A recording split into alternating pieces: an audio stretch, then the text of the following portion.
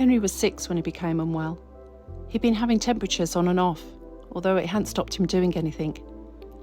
I remember that it was the day he was going back to school after half term, and as I applied sunscreen, I noticed he'd developed some small spots like a rash on his legs and on his chest.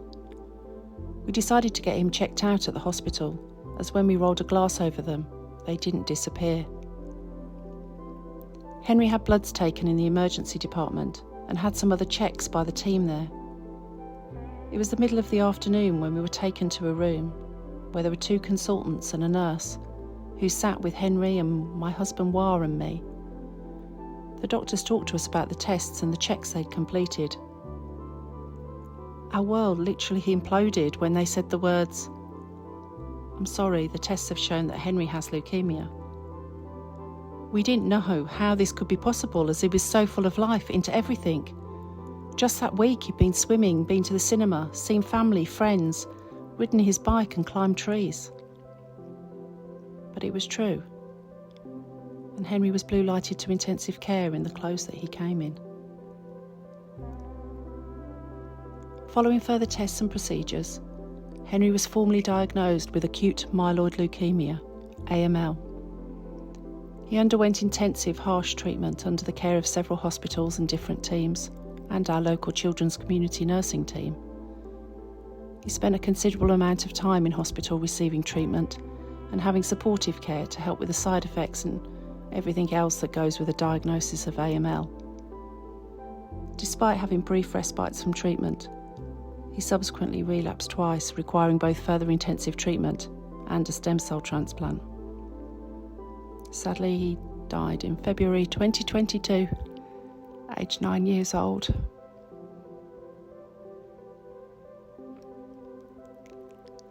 There were so many plans, protocols, all of which involved harsh treatments that were needed to physically treat Henry and his AML, and this was obviously an absolute priority. But for us, the everything else was just as important, as we wanted him to enjoy life as much as possible. After all, he was still a 6, 7, 8, 9-year-old little boy who was inquisitive and wanting to learn about the world and the ways of life. For Henry, being able to utilise the schoolroom, the playroom and the activities they had, the outside space to go and play ball, tennis, to sit in the big swing with his younger brother Edward or his cousins when they came to visit him, to relax by having a hand and leg massage, play board or card games with us and the staff. Henry was a whiz at cheat and normally won. Watching countless movies, to playing Roblox, Minecraft, or speaking with his friends and family over FaceTime really did make part of this horrendous experience slightly easier and provided those elements of normality when everything else was essentially in freefall.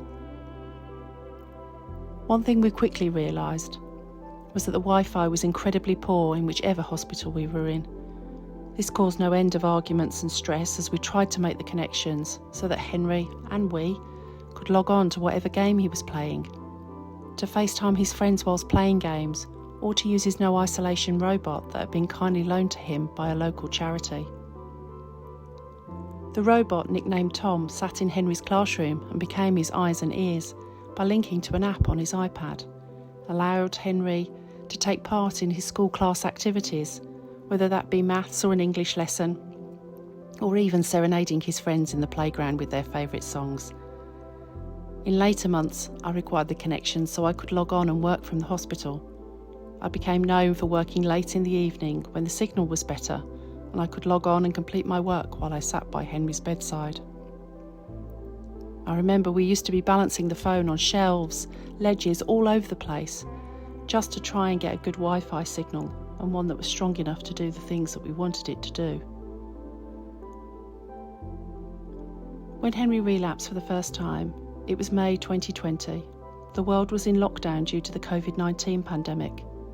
We knew that again Henry would be in hospital, in a cubicle, for days, weeks, maybe months, and in an even more isolated world, with no schoolroom, much reduced play activities, no volunteers, no visits from Edward or family or friends, and with only one parent swapping in frequently, we knew that strong Wi-Fi was going to be essential. My husband Wah managed to get a monthly contract for a spare phone the provider of which we knew worked better in the various hospitals we'd been in during Henry's first diagnosis.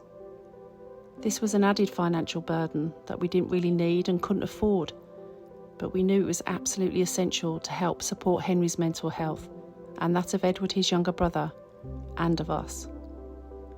Never underestimate the power of being able to communicate freely and to be able to take a moment from reality, especially when that reality really isn't that great. One day, Henry was asked by one of the nursing team if he would fill out a friends and family form, so he scanned the QR code with his iPad and completed the form. Now, when asked to rate his experience of care, he gave it the worst possible score. And when asked to say why he'd given that rating, he wrote in the free text box, "Because the Wi-Fi isn't very good, so I can't play online games with my friends or use FaceTime to talk to them."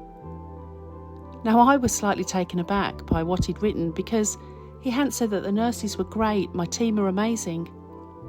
But this was what was important to Henry. Sometime later, when a play specialist came back to him and said they'd spoken to someone who helped sort the Wi-Fi for the hospital, this person had responded with, "But why do children need Wi-Fi?" Now, on hearing this, Henry ranted for about 45 minutes to the ward sister about why Wi-Fi and internet access was important. I have absolutely no doubt that had Henry still been alive, he would have written to the various chief executives and anyone else who would listen and told them just why Wi-Fi in hospital is important to children.